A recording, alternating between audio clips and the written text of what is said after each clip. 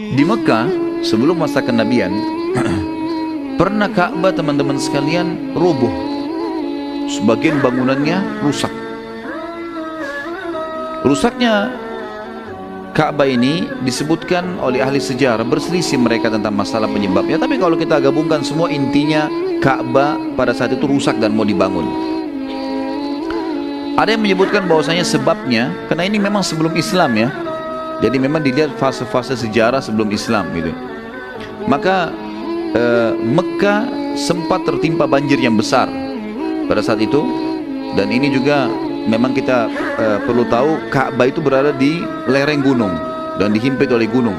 Makanya kalau tidak salah tahun 1940 sekian itu pernah hujan lebat Mekah dan akhirnya banjir juga karena lembah, memang lembah mudah banjir di situ ya. Ini penyebab yang pertama yang disebut oleh ahli sejarah. Penyebab yang kedua adalah ada seorang wanita dari penduduk Mekah, dia membawa dupa, tempat bakaran dupa yang ada bara apinya, kemudian dia bawa, niatnya ingin mewangikan orang lagi tawaf gitu kan.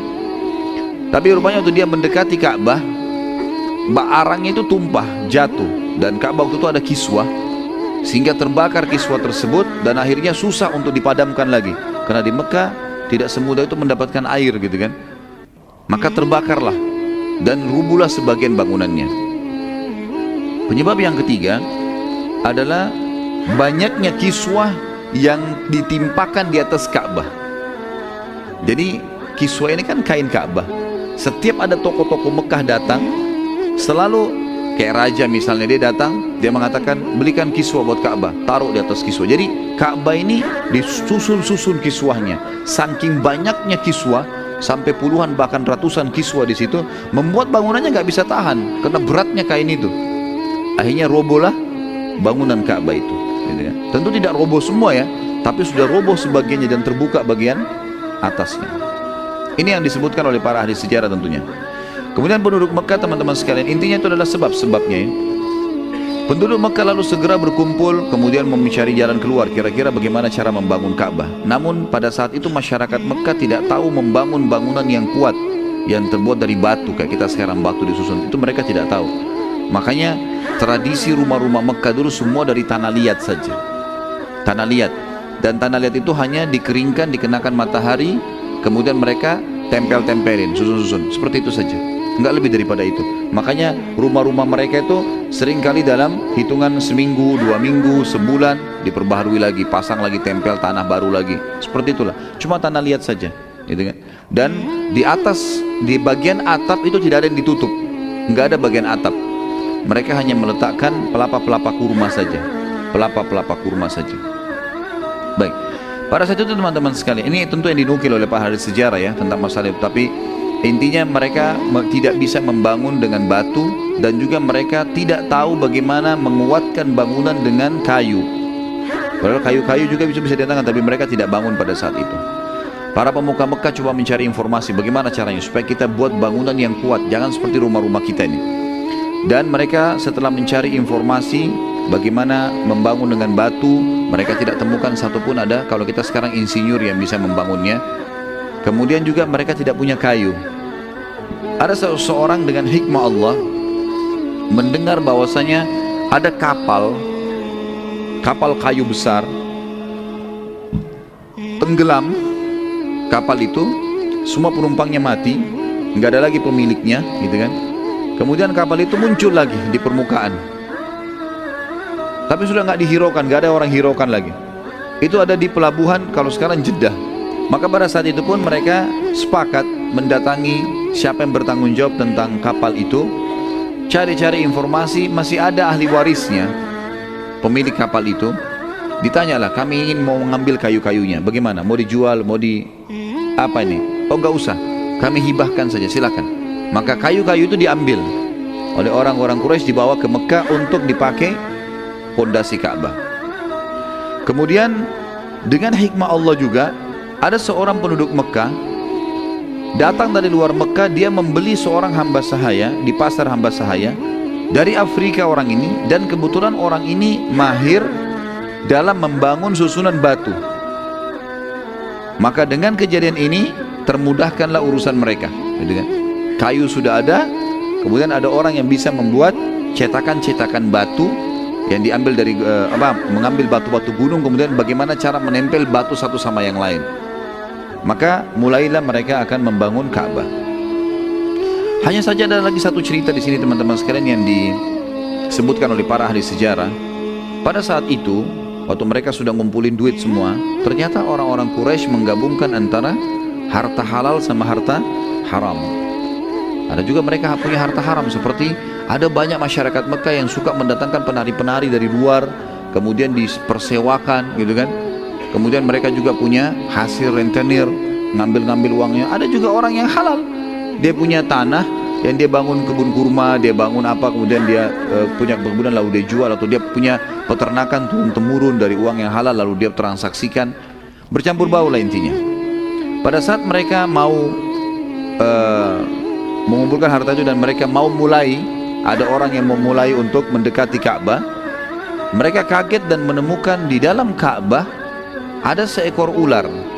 Ular ini badannya hitam dan kepalanya putih. Setiap kali ada orang yang mendekat, selalu diserang oleh ular ini. Mereka bingung, apa penyebabnya nih? Gak mungkin, ini rumahnya Allah. Karena orang-orang Quraisy tahu ini rumahnya Allah. Hanya saja mereka berbuat kemusyrikan ya. Mereka yakin bahwasanya batu-batu bisa jadi perantara dengan Allah. Hanya karena itu, tapi mereka tahu pencipta langit dan bumi adalah Allah. Mereka tahu dulu ada Nabi Ibrahim. Mereka tahu Ka'bah itu adalah rumahnya Allah. Kita sudah tahu kisah bagaimana waktu Abraham mau menghancurkan Ka'bah, mereka sangat khawatir gitu kan, dan seterusnya. Yang jelas teman-teman sekalian, pada saat itu sepakat tokoh-tokoh Quraisy kumpul lagi di Ronda 2. Kira-kira apa ini? Mungkin ada uang-uang haram nih. Keluarkan uang-uang haramnya. Dikeluarkanlah uang-uang haram itu. Dikeluarkan uang-uang haram itu. Sampai tinggal uang halal saja. Waktu mereka sudah keluarkan uang haram dari perzinahan, dari riba, dari segala macam, dikeluarkan tinggal uang-uang yang halal saja. Maka mereka semua menyaksikan pada saat itu ada seekor burung datang dari arah timur yang warnanya mirip dengan ular tersebut. Datang lalu masuk dari atas Ka'bah, mencengkram ular itu, kemudian membawanya pergi ke arah barat. Pada saat itu teman-teman, setelah selesai itu, mereka tidak ada yang berani mendekati Ka'bah. Tidak ada satupun orang yang berani mendekati Ka'bah. Apalagi mereka sudah tahu dan mereka saksikan sendiri dan dinukil cerita satu sama yang lain. Dan pada saat itu masih hidup sebagian tokoh-tokoh Mekah yang menyaksikan kasus Abraha yang dihancurkan oleh burung ababil. Maka yang terjadi, mereka tidak berani sama sekali mendekati. Mereka bilang, Abraha dengan pasukannya saja mendekati Ka'bah Allah hancurkan, apalagi kita yang datang mau mencabut batunya Ka'bah. Ini berbahaya. Mereka ketakutan, tidak ada yang berani sama sekali. Satu hari lewat mereka tidak berani, 2 hari lewat mereka tidak berani, sama sekali mereka tidak berani. Sampai datang ayahnya Khalid bin Walid, Al-Walid bin Mughirah. Ini salah satu tokoh Quraisy. Dia mengatakan, aku akan memulainya. Mulai datang dia ambil kampaknya, mulailah dia jatuh-jatuhin tembok-tembok yang ada. Memang ini harus diruntuhin dulu, karena ini tanah liat semua. Dijatuhin dulu, kemudian baru disusun batu yang rapi. Barulah mulai mereka hancurin. Orang Mekah semua lihat dari jauh, nggak ada yang berani bantu, gitu kan. Dibiarin saja Al-Walid ini. Teruslah dia bekerja sampai dia capek, keringatan. Lalu dia bilang, hai Quraisy, bantu. Mereka bilang, tidak demi Allah. Sampai kami lihat besok kau masih hidup atau tidak. Kalau Allah tidak apa-apain kamu, baru kami bantu. Tunggu sampai besok. Dan betul, nggak ada orang kerja. Tunggu sampai besok. Al-Walid mulai kerja lagi besok, ya. Waktu besok harinya mulai dikerja lagi, dilihat tidak ada apa-apa, barulah mereka potong royong, ya, karena takutnya mereka pada saat itu. Lalu kemudian mereka mulailah merame-rame membersihkan Ka'bah dan seterusnya, dirapikan sampai tiba pada pondasinya. Sampai pindah pada pondasi. Dan pada saat itu dinukil dalam buku-buku sejarah teman-teman sekalian, orang-orang Quraisy sambil ngangkat batu, sambil hancurin sesuatu gitu kan. Itu mereka mengatakan, ya Allah, kami tidak menginginkan kecuali kebaikan. Ya Allah, kami tidak ingin kecuali kebaikan, takut Allah murka. Jadi mereka sebenarnya punya keimanan pada saat itu ya. Tapi tanda kutip di sini masalah rububiyahnya. Mereka menginginkan kata Allah itu ada, tapi mereka masih menyembah-nyembah berhala. Dan memang karena itu istilah musyrik keluar. Musyrik itu adalah orang yang mempartnerkan Allah sama makhluknya, walaupun dia beriman sama Allah.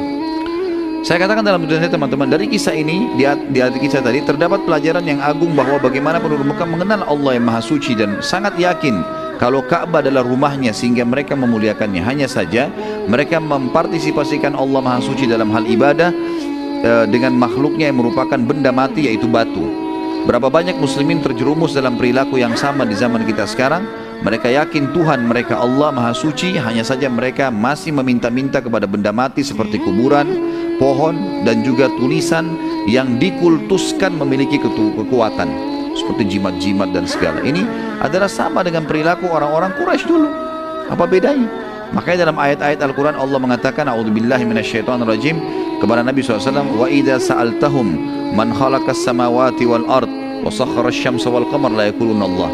Hai Muhammad, kalau kau tanya orang-orang Quraisy itu yang menolak dakwamu, siapa yang menciptakan langit dan bumi dan mengurusnya, serta menciptakan dan mengurus matahari dan bulan, mereka akan mengatakan Allah. Ya, mereka tahu ada Allah. Terus ditanya, tanya kalau gitu hai Muhammad, kenapa mereka sembah-sembah berhala itu? Mereka tahu batu yang mereka pahat-pahat sendiri, ngapain mereka sembah? Allah sebutkan juga melalui lisan mereka, ma na'buduhum illa liyuqarribuna ilallahi zulfa. Kami enggak sembah berhala-berhala ini kecuali kami jadikan perantara antara kami dengan Allah, dan Allah tidak butuh perantara benda mati, gitu kan? Allah Subhanahu wa taala memang meminta kita agar selalu langsung berdoa padanya, gitu kan? Kecuali memang yang Allah Subhanahu wa taala perintahkan, seperti kita disuruh sujud menghadap Ka'bah. Betul memang dia batu, tapi ada perintah, gitu kan? Kalau perintah Allah ke pohon, kita ke pohon, ke laut kita ke laut, karena kita orang mukmin, yakin kepada Allah. Pada saat tiba di dasar Ka'bah, teman-teman sekalian, penduduk Mekah dalam beberapa buku sejarah disebutkan menemukan ada batu hijau warnanya. Disebutkan begitu. Batu warna hijau dan sangat besar batu itu. Mereka tadinya ingin mengangkat batu itu dan memang mau menggali sampai ke dasar, sekian dasar untuk membangun pondasi yang kuat. Tapi waktu mereka coba menancapkan ya alat mereka dan dicoba dibongkar dengan sebagian orang dan terangkatlah batu tersebut, tiba-tiba dari bawah batu itu keluar cahaya yang sangat terang yang sampai menyilaukan mata mereka. Dan pada saat itu tiba-tiba saja alat mereka tercabut dan batu itu tutup kembali. Maka semua Quraisy sepakat mengatakan jangan ada yang ganggu, biarkan pada tempatnya itu. Lalu mulailah mereka bangun di atas itu. Mulailah mereka bangun di atas pondasi yang sudah ada itu. Dibangunlah Ka'bah. Karena biaya yang sedikit teman-teman sekalian, akhirnya Ka'bah tidak bisa lagi sebesar awal. Di zaman Ibrahim alaihissalam, kalau kita ibaratkan misalnya laptop ini contoh saja. Jangan dipelintir lagi perkataan saya ya. Ini contoh saja. Kalau ini Ka'bah, di sebelah Ka'bah kan ada Hijr Ismail, ada cekungan gitu kan. Dulu Ka'bah itu besarnya sampai Hijr Ismail. Waktu awal sebelum roboh sebesar itu dari zaman Ibrahim alaihissalam. Tapi karena tadi duitnya nggak cukup, tadi saya bilang tinggal uang halal, maka bangunan Ka'bah hanya seukuran yang sekarang. Hanya seukuran sekarang. Nah ada lengkungan itu, dibuat lengkungan sebagai isyarat kalau ini juga Ka'bah. Kan termasuk sunnah Nabi SAW sholat di dalam Ka'bah. Nabi SAW pernah datang ke Mekah lalu sholat di dalam Ka'bah. Waktu pembebasan kota Mekah, beliau sholat dalam Ka'bah. Sunnah Nabi SAW. Ibnu Umar pernah mengerjakannya. Jadi kalau kita mau sholat dalam Ka'bah sekarang nggak mungkin pintunya ditutup kan, karena terlalu banyak manusia sekarang. Kalau dibuka nanti akan jadi fitnah, gitu kan? Maka di Hijr Ismailnya itu kalau orang sholat sama sholat dalam Ka'bah. Makanya oleh kerajaan Saudi sekarang dibuatin lengkungan itu dipasang pintu. Dan itu kalau sudah mau iqamah sholat ditutup, nggak bisa orang masuk lagi sholat. Karena kalau antum sholat situ, antum di depannya imam. Loh iya, itu dalam Ka'bah berarti kan gitu. Baiklah. Ini cekungan ini berarti bagian dari Ka'bah. Sabda Nabi SAW yang masyhur dalam hadis sahih, beliau mengatakan kepada Aisyah, wahai Aisyah, laula anna qaumiki hadithu ahdi bil Islam labanitu Ka'bata ala qawaid Ibrahim. Kalau bukan wahai Aisyah, kaummu orang baru mengenal Islam, maksudnya orang-orang Mekah yang penduduk Mekah, karena Aisyah dari Mekah radhiyallahu anha, maka pasti aku akan membangun Ka'bah, memasukkan itu sesuai dengan pondasi awalnya Ibrahim. Karena Nabi SAW tidak bongkar, Nabi cuma bilang begitu pada Aisyah, tidak ada yang berani bongkar. Abu Bakar, Umar, sampai sekarang tidak ada yang berani bongkar, gitu kan? Dibiarkan saya dalam kondisi yang sama. Tapi ini historinya seperti itu.